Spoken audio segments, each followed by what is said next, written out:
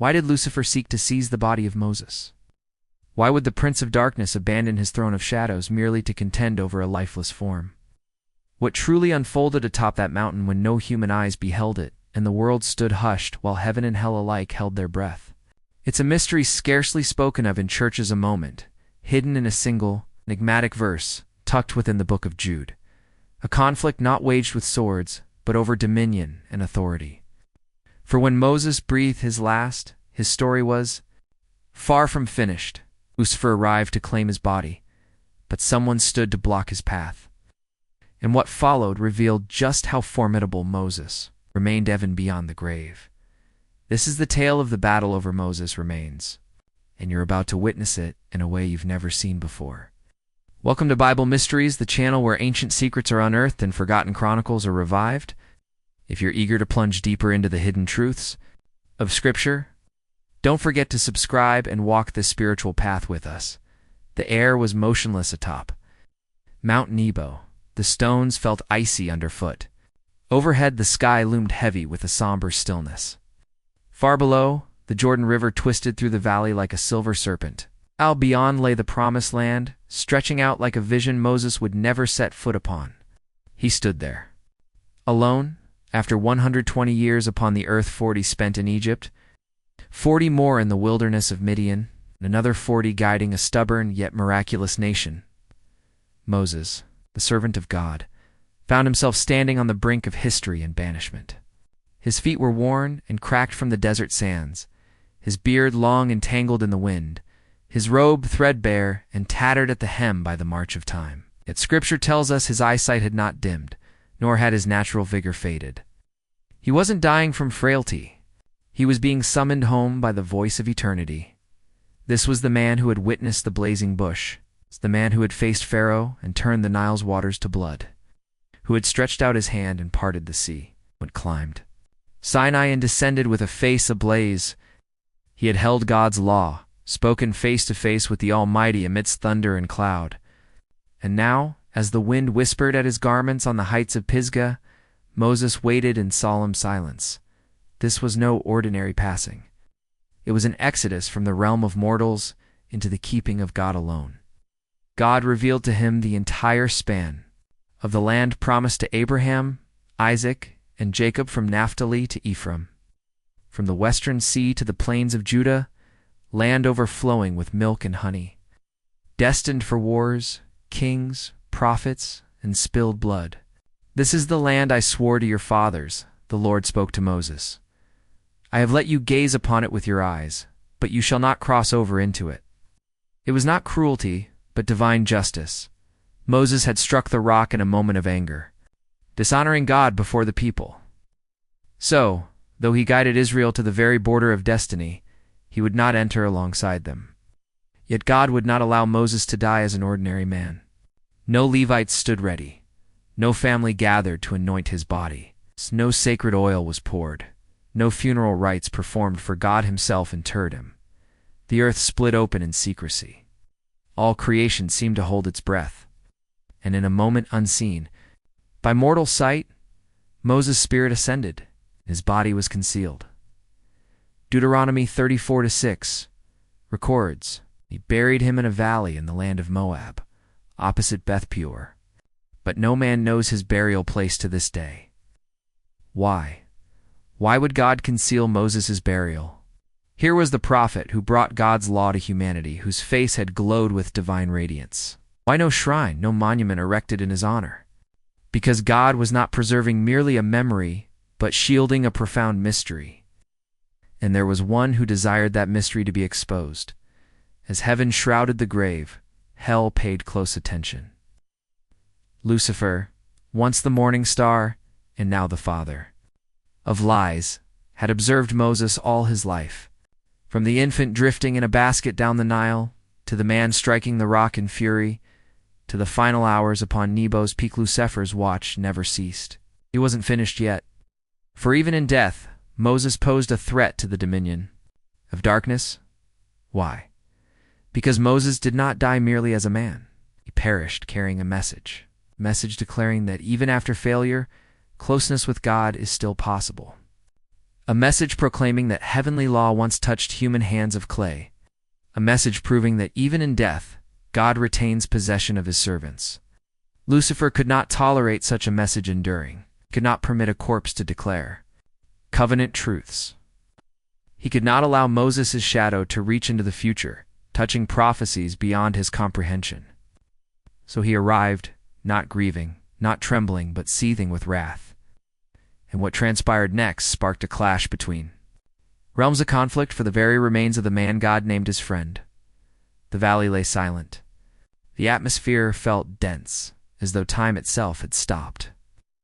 The sun had not yet broken the horizon over Moab, yet a darkness deeper than night had already descended. Lucifer arrived not in shackles, nor bearing pitchfork or flame, but radiating a splendor twisted by defiance. He moved through the unseen world like a wraith draped in fading glory, his presence bending the air, his steps leaving no sound. With each stride the chill grew sharper. Birds scattered in terror. The ground itself seemed to recoil beneath him. Lucifer was not wandering in search of Moses' burial. Somehow he already knew the secret. He knew precisely where God had concealed Moses' body hidden. Away from human gaze, and now he trespassed into that sacred place. This was the same being who once traversed the stones of fire, who had stood in the brilliance of God's throne before plummeting like lightning when pride consumed his heart. Downed. Now that heart burned with a singular purpose, to seize the body. Why? Because Moses, even in death, carried monumental significance. This battle was about far more than bones or flesh. Asterisk. Asterisk. This was a battle over access, symbolic ownership, and spiritual leverage. If Lucifer could lay a hand on what God had concealed, he could defile what heaven had sealed. He could parade Moses' body before Israel, turn it into an object of ridicule, provoke the worship of the dead, and ignite idolatry that might fracture generations to come. He could tarnish Moses' legacy, twist the law into a tool of oppression, and transform reverence into empty religion. This wasn't mere theft. It was sabotage on a cosmic scale. Lucifer stood over the hidden grave. The earth lay undisturbed and hushed, yet to him that silence felt like an open invitation. He lifted a hand marred by ancient darkness and reached toward the place where the body lay. But then a presence arrived. No thunder cracked, no flames blazed. Instead, there was simply raw authority. The Archangel Michael descended, cloaked in the radiance of heaven, his armor shimmering with celestial fire, his face blazing like lightning and storm. He drew no sword. He uttered no war cry, yet when he landed between Lucifer and the grave, the very air shivered with power. Michael hadn't come to argue, came to stand guard. Lucifer stepped closer, his voice smooth as silk yet dripping venom. The body is mine. He failed. He struck the rock. He disobeyed. He belongs to death, and death belongs to me. Michael did not contest him. He didn't list Moses' virtues or beg for mercy. Instead, he spoke a single sentence: "The Lord rebuke you." That was all. No sword drawn, no threats shouted, no theological debate, just a sovereign judgment, a divine decree issued from the highest throne. "The Lord rebuke you," Lucifer recoiled not from Michael's might, but from the authority behind his words. Because in that instant, Lucifer's claim was shattered. He had no right to the body, no legal standing, no spiritual permission. The bloodline Moses carried and the covenant he embodied were safeguarded by God himself. Lucifer vanished, loosing with fury. And Michael remained to protect what heaven had chosen to keep hidden. Because even in death, Moses was still a weapon. In God's hands, this was not merely a bizarre celestial encounter. It was strategic warfare. Lucifer didn't show up for the burial of every prophet. He didn't attempt to claim Joseph's bones. He didn't try to seize Elijah when the chariot of fire carried him away. He didn't linger over David's tomb or Isaiah's resting place. But for Moses, Lucifer came in person. Why? Because Moses' body was far more than just a corpse. It was a key to mysteries Lucifer still couldn't fully grasp. For despite all his cunning, despite his towering pride, there were truths Lucifer feared, and Moses embodied them all. First, Moses was the cornerstone of God's covenant with humanity. He wasn't just another prophet. He was the one who received the divine law, carried tablets inscribed by God's own finger. He authored the Torah, the foundation of Jewish law, and the first 5 books of Scripture. It was Moses who defined sin, who pointed Israel toward holiness, and whose writings ultimately paved the way to Christ. Lucifer knew that if he could corrupt Moses' legacy, he could pervert the law itself, could turn it into a means of oppression and spiritual bondage, a system of rituals without revelation, religion without relationship. If he could lay claim to Moses' remains, he could manipulate nostalgia, transform Israel's reverence into obsession, and foster a cult around a corpse that would distract the people from the God Moses served. Second, Moses' body still bore traces of God's glory. Lucifer dreaded that body. Why? Because Moses had stood upon Mount Sinai and glimpsed the back of God's glory. His face had shone so brilliantly with divine light that Israel begged him to veil it. His flesh had been saturated in the presence of the Almighty. And though that radiance eventually faded, what if some residue of that glory lingered still? Lucifer wasn't merely a deceiver, he was a collector of power. He sought to desecrate anything that had once radiated divine light. He longed to drag such sacred things into corruption and darkness, just as he had tried with Eve, with Cain, and with Judas. But Moses was different. He had failed, but he had not fallen. He had sinned, but he had not surrendered. Lucifer wanted to lay claim to that paradox, to defile the symbol of redemptive failure.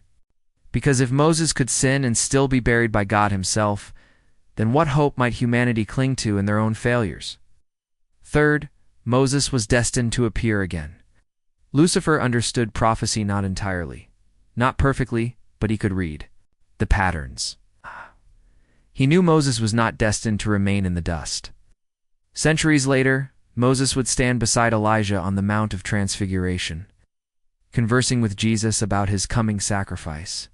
Lucifer knew the story of Moses was unfinished, and if he could corrupt Moses' body before that prophesied moment, taint it, defile it, claim it, perhaps he could disrupt prophecy itself, derail the timeline, and sabotage divine plans.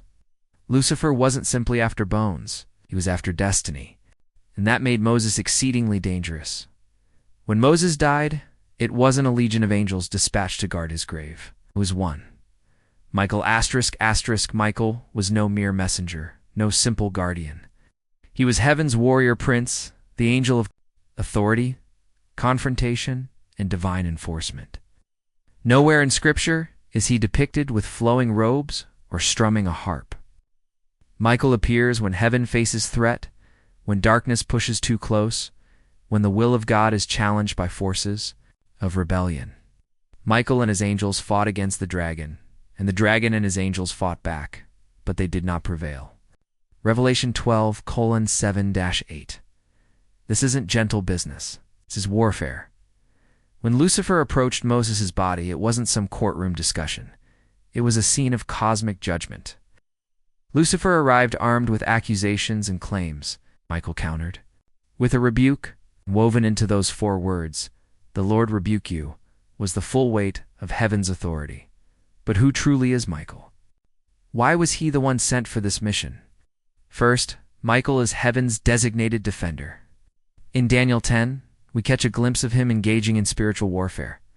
Daniel was fasting and praying, yet answers were delayed because dark forces were resisting in the heavenly realms. The angel speaking to Daniel said, "The prince of the kingdom of Persia resisted me 21 days. But Michael, one of the chief princes, came to help me." Michael isn't passive. He steps into battles other angels can't win. He's a heavenly commander assigned not merely to Israel, but to moments of profound spiritual transition. And what was the death of Moses, if not a transition of staggering proportions? The passing of the lawgiver, the closing of a covenant era, the quiet pause before a new generation crossed into the promised land. Michael was dispatched to ensure that nothing defiled or corrupted that pivotal shift. Second, Michael never speaks on his own authority. This detail is crucial. When Lucifer arrived, hurling accusations and staking claims, Michael didn't respond. With personal opinion or power, he declared, "The Lord rebuke you." Michael understands his rank. Though mighty, he knows he's not the judge. He operates as an executor of God's commands, not the originator of them. That makes him more formidable than any angel acting alone. Because Michael doesn't move out of emotion, he acts under divine orders. He can't be bribed, manipulated, or intimidated. When he speaks, it's because God has already spoken, and Lucifer despises him for it, because Michael stands for order. While Lucifer breeds chaos, Michael upholds God's law. Lucifer distorts it. Michael waits on God's voice. Lucifer relies on his own. They have been adversaries since ages past. And at Moses' grave, their ancient conflict erupted once more. Third, Michael wasn't simply safeguarding a body. He was protecting a future resurrection. Jude 1:2-9 gives. It's the Bible's only direct account of this confrontation, yet Michael the Archangel. When contending with the devil about the body of Moses, dared not bring against him a railing accusation, but said, "The Lord rebuke you." Why record this obscure event at all? Because Moses' body wasn't forgotten. It was preserved for a future purpose. Centuries later, on a mountain high in Israel, Jesus would stand transfigured in brilliant glory, and beside him stood Moses and Elijah. Moses appeared there not as a phantom, nor a vision, but physically present. That moment was safeguarded long before, when Michael stood between Lucifer and Moses' grave. Because if Lucifer had defiled Moses' body, perhaps Moses could not have stood beside the Messiah.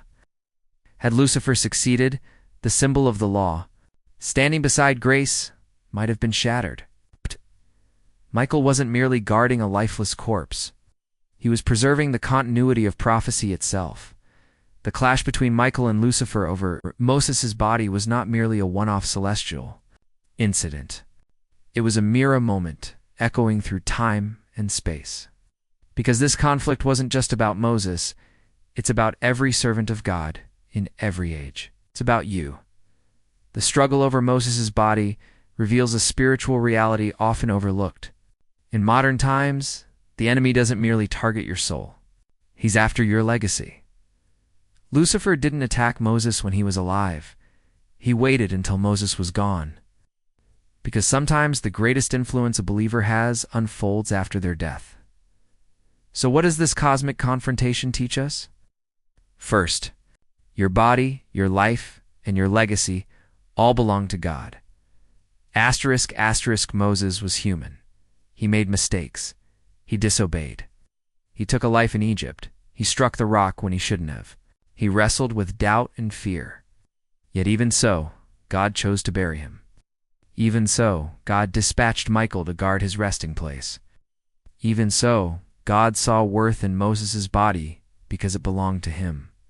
In our culture, we often split the sacred from the physical. But to God, your body isn't merely dust and bone. It's a temple, a tool, a vessel that bears witness. Lucifer wanted to drag Moses' body into corruption, to stain the prophet's story for eternity. But Michael stood his ground, because anything claimed by God is untouchable even in death. And if God would send an archangel to protect a prophet's grave, what does that say about the value he places on you? Second, Satan still fights for territory that God has already claimed. Lucifer held no legitimate right to Moses' body, and he came anyway. That's how he operates. He trespasses. He deceives. He hurls accusations. He steps into places where he no longer has rightful access, trying to reclaim them through lies. Even now, the enemy seeks to challenge what God has declared sacred. He'll whisper into your mind, "You're not really forgiven." He'll drag your past into view, accusing. "You failed. You sinned. You're not worthy to finish your race." But notice God doesn't get into debates with the devil. He simply rebukes him. "The Lord rebuke you." That phrase isn't reserved for angels. It's a weapon every believer can wield. When the enemy comes to accuse you over your past, rebuke him. When he tries to replay your failures in your mind, rebuke him. When he attempts to lay claim to ground God has already redeemed, rebuke him in the authority of the Lord. Michael didn't engage in a war of words. He invoked heaven's authority. So can you. Third, heaven will fight for you in places you cannot see. Moses never witnessed this cosmic clash. He was already gone. But heaven battled on his behalf anyway. That's one of the incredible truths of walking with God. You don't have to be present for him to defend your name. In your absence, he speaks. In your weakness, he sends aid. In your silence, he fights unseen battles for you. Right now, skirmishes rage over your life, your influence, and your destiny, and you may not even know it. But God does. And if God sent Michael to stand watch over Moses' grave, he'll send angels, people, miracles, and divine decrees to protect your calling. Your faithfulness is never forgotten. Your failures are never the final word. Because in God's kingdom, even your grave carries significance. So what truly happened on that lonely mountaintop, where Moses drew his last breath and Lucifer came to claim what wasn't his? It was about more than a body, more than a prophet. It was about ownership, about authority, about a kingdom that cannot be shaken. Moses had stumbled, but he had walked with God. And even in death he was not forsaken. Lucifer's accusations crumbled before a single line, "The Lord rebuke you." That's the power of grace. That's the reach of covenant. That's what happens when God lays claim to your story. Because even if all the forces of hell come knocking, heaven already holds the key. So when you feel abandoned, think of Moses. When the enemy tries to convince you that you've fallen too far, remember that God himself buried Moses with his own hands and brought him back for glory. If God will defend a grave, he will defend you. This is more than a mystery. It's a promise. And now you've seen it in a way you've never seen before. You've been watching Bible Mysteries, where the hidden chapters of Scripture ignite with living fire. Don't forget to subscribe, like, and share this video if it stirred your spirit. Because the war between light and darkness didn't end in the past, it's still unfolding today. And you're part of it. Until next time, stay vigilant, stay anchored, and remain unshakably His.